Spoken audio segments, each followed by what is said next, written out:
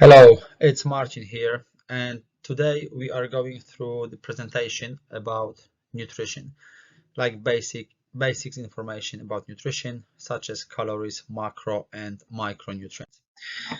Okay, let's start with calorie. What is the calorie? The calorie is a unit of energy. Every single food, every single drink we are getting into our body contains calories. When we hear that something contains 100 calories, that means how much of energy we will be having from this particular food or drink. And this energy we can use later on for like basic things such as breathing, walking, thinking, digesting food, as well as being active, playing sport, training, like everything we're doing during the day. These are some labels. This sort of labels you can find on the product, on the packaging. Most of the time, the calories are presented or showed in 100 grams of the product. Just because when they examine the product, let's say rice, they find out that rice contains 80% of carbohydrates, around 5 to 7% of protein, and some percent of fat, which is not a lot. And the best way to present this percentage is showing you the amount of carbs, protein, and fat in 100 grams of the product. Because when we know that 80% of carbohydrates are presented in rice, so this 80%, that will be representative of 80 grams in 100 grams of the product.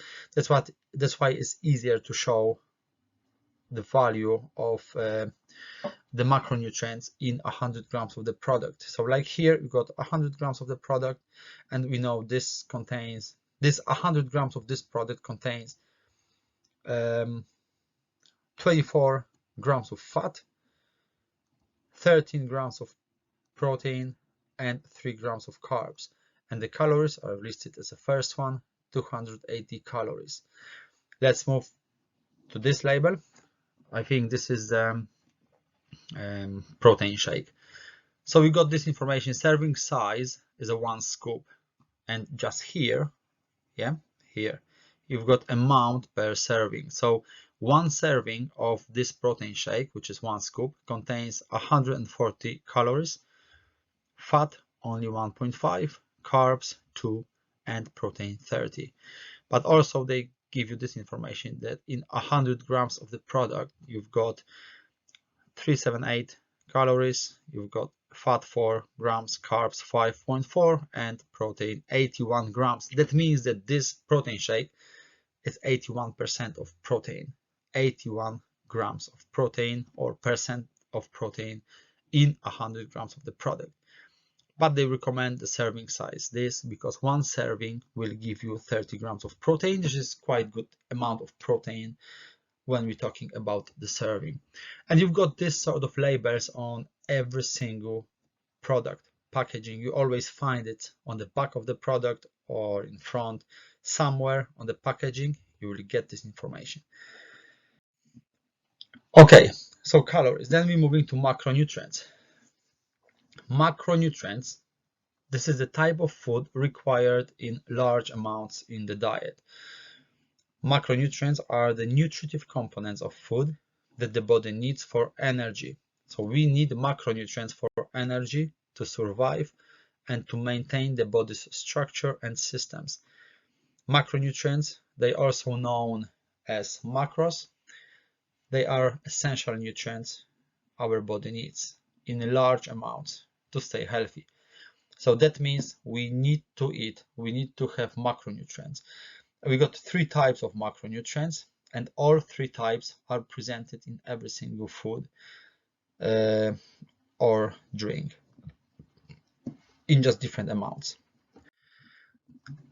Those 3 types of macronutrients are carbohydrates, proteins, and fat. I'm sure you've heard of these products. This is just nicely reminder. Carbs, carbohydrates or carbs. Each gram of carbohydrates contains 4 calories. So if we're having rice, let's say, I don't know, 40 grams of rice, or other way, if we're having 100 grams of rice, and we know that rice contains around 80 grams of carbs, so in this 100 grams of rice that we are about to eat, we will have 80 grams of carbohydrates. And if we know that each gram of carbohydrates contains 4 calories, we just need to multiply this 80 grams of carbs times 4 calories, which gives us what? 320 calories. So we will be having from 100 grams of rice that we are eating 320 calories, and this is about 80 grams of carbohydrates, just because we know that each gram of carbs contains 4 calories. Carbs is a primary source of fuel for the brain and central nervous system. We need it for our central nervous system and for brain to function normally. Carbs intake should be high enough to allow us to train hard and provide our brain with energy. It's essential for people wanting to build muscle just because it will give us more energy to train harder, and also is a very good source when it comes to recovery. How much carbs we need? It depends. It highly depends, and it changes from person to person. How heavy you are, how big you are, how active you are. So the recommendations will be different from person to person. Extremely low carb diets, which are loads of them around, they very often lead to brain fog. They compromise the functioning of our nervous system. We are getting like sort of slower, lethargic. We don't think straight or quick enough. We are most of the time lack of energy. We cannot perform in the gym as good as we wanted to when we are on extremely low carb diets. We need carbs in our diet. Some people get used to it. Don't get me wrong, some people like functioning on a low carb diet and more fat, some people don't. So depends what person you are, depends on your system. Like I said, every single person is different. So for every single person, the amount of carbohydrates will be different, the amount of protein will be different, amount of fat will be different. It's all about knowing yourself. But anyway, I mean, like, we all need carbs. Okay, so good recovery for performing better. We need carbs. They are used by the body during intense exercise, and our body breaks down the carbohydrates into glucose, and this glucose is used as the energy unit when training. If we don't use it as energy, it will be stored in our body as glycogen. You might heard of it before. If not, glycogen is a stored form of glucose which is always available for activity, and this glycogen is stored in the liver. I don't remember well, but I think about 70 to 80 grams is stored in liver, and much more stored in muscles, in muscle tissues. So two places in our body, liver and muscles. The glycogen, again, the stored form of glucose, and the glucose is a product after breaking down the carbohydrates in our body. And then we got 3 types of carbohydrates: simple sugar, complex carbs, and fibers.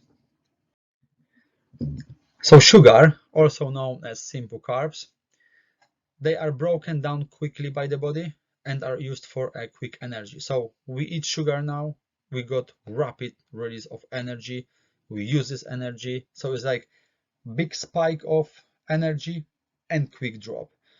and then when it's a big drop of energy, we need sugar again. But it's very, very quick available source of energy. We perform activity, but we use it very quick, and we have another shot of sugars. And they will be found in foods such as fruits, milk products, but also in processed and refined sugars such as table sugar, candies, soft and fizzy drinks, syrups. So they will be in this type of products. We can find sugars.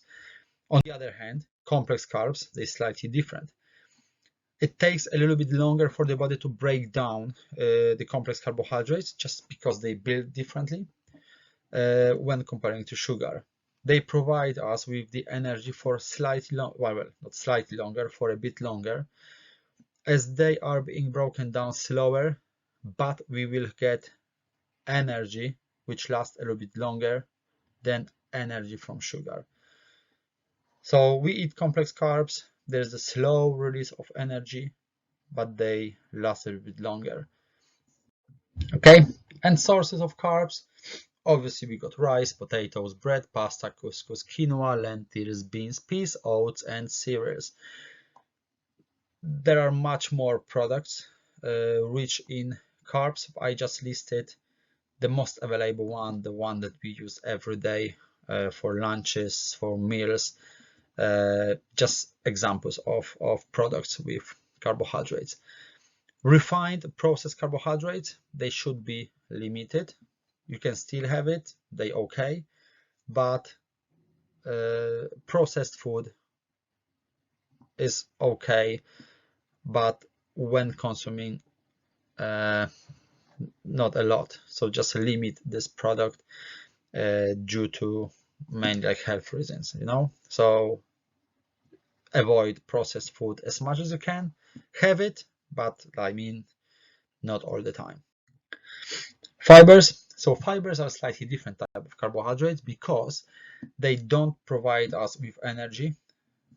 And if they don't provide us with energy, it means that we're not counting them towards our calories intake because we don't use them for energy. Fibers is a carbohydrate which help with digestion. It helps you feel full. It keeps blood cholesterol levels in check. And like I said, they don't provide the energy and are not included into your calories intake. So on the labels, when you see, for example, 10 grams of fibers, you don't add them to your calories intake just because they are not used for energy. The next macronutrient, protein. Each gram of protein contains 4 calories, exactly the same like carbohydrates. They are made up of chains of amino acids, which is a building blocks of protein. How much of protein do we need? So for optimal health, between 1.2 1.6 grams per kilogram of body weight. For someone who weighs 100 kilograms, going for 1.2, there will be 1.2 grams times 100 kilograms of your body weight gives you 120 grams of protein a day. If you go for higher end, that would be 160 grams of protein per kilogram of your body weight. Obviously, if you're 90 or 80 kilograms, you time 1.6 times 80 or 90 kilograms depending on your body weight. For sport performance, again, the minimum is 1.2, but I would go for slightly higher for other end, which is 1.7 grams.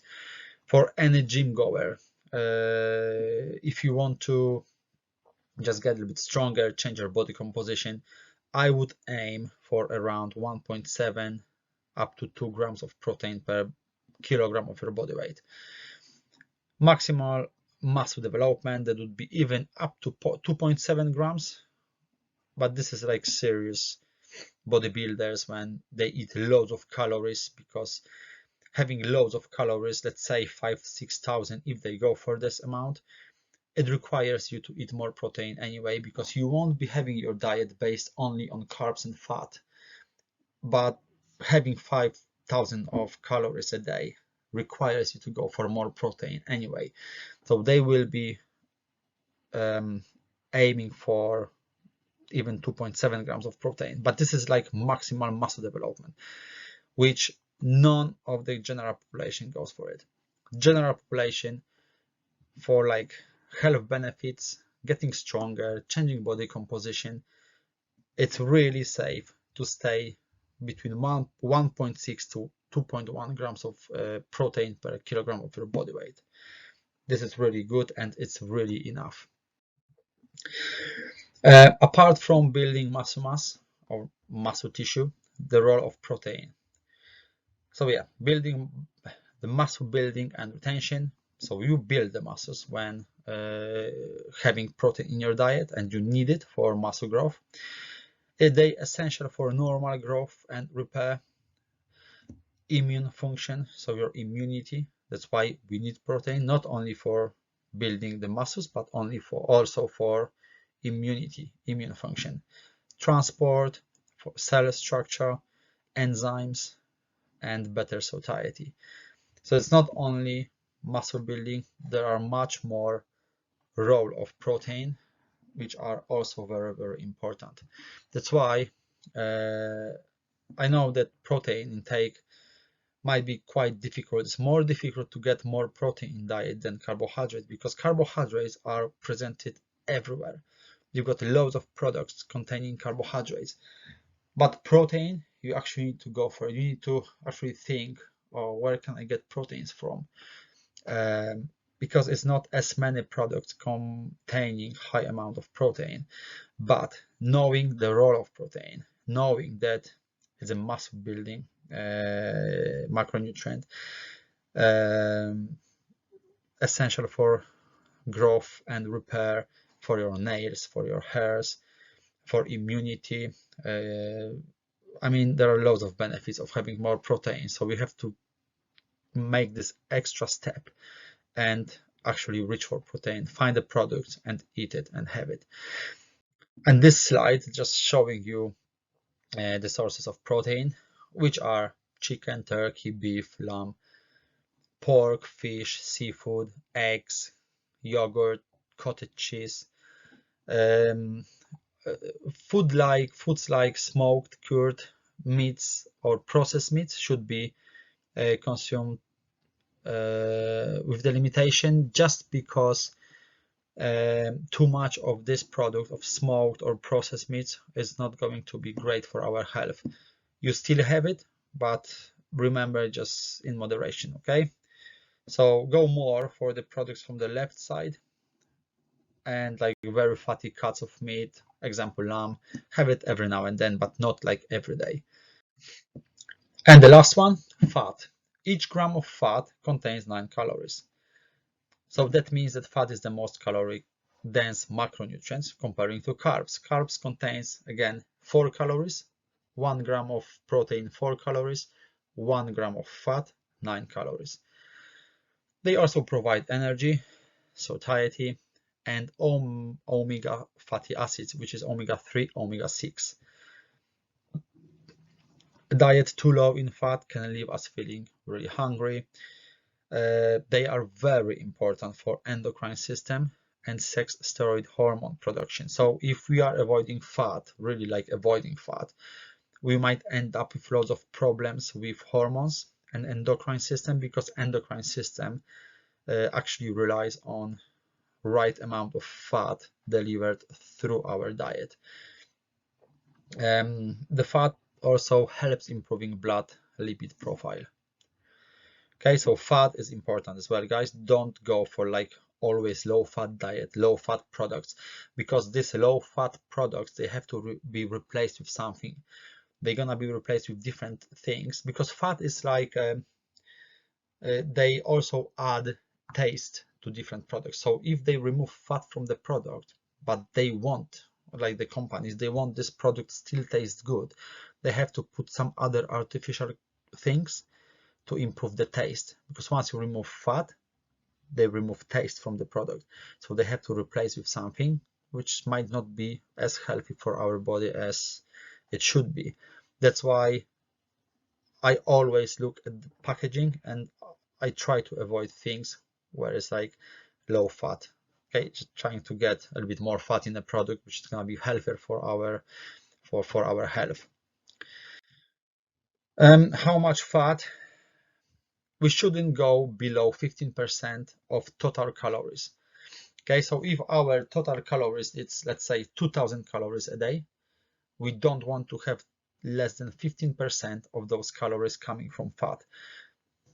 Minimum 15% coming from fat. And in terms of what type of fat, we've got different types of fat: mono unsaturated, polyunsaturated. These are the good fats. And saturated fat, this is not as good. But that means we shouldn't be avoiding saturated fat. It also says we should have about 5% of saturated fat in our diet. Then the main sources of fat, they will be like listed on the left: nuts, seeds, avocado, oils, olive oil, coconut oil. We should avoid trans fat the most. The trans fat are the worst type of fat, and I'm talking about health. Trans fat can be found in baked products and fried products, such as pastries, cookies, cakes, crisps. They taste good, but they're not healthy at all. We can have it, like I said, a little bit, but not too much. Don't base our diet on these products just because they're not gonna be healthy in the long term run. Poly and monosaturated fat, they are the best. So products contain, it's not like this product contain only poly unsaturated fat and this product only mono unsaturated fat. These products listed here: olive oil, canola oil, avocado, plant-based oils, nuts, they will be having some percentage of poly and some percentage of monosaturated fat, but in general they are very healthy products and we should have it and we should include it in our diet every single day. Even slight amount, but they should be included. Most of the time, the poly and mono unsaturated fat is presented as a liquid form at room temperature. Obviously nuts won't be, but the rest, and avocado, but they are presented most of the time as a liquid form. Saturated fat, they're not the best fat we can find, but also it's recommended to have about 5% of this fat in our diet. And the saturated fat can be found in butter, cakes, biscuits, fatty cuts of meat, sausages, bacon, cheeses. Good, I mean, tasty products, but not as healthy. Again, have it, but in moderation. Micronutrients. So we had calories, we've had macronutrients and micronutrients. Now, which are vitamins and minerals? Don't forget about this. That's why I'm always saying try to go for good quality food, because good quality food will be richer in vitamins and minerals as well. Don't forget, don't only think that we have to have protein, carbs and fat. We have to have them, but we cannot forget about micronutrients, which is vitamins and minerals, because they're gonna be detrimental for our health.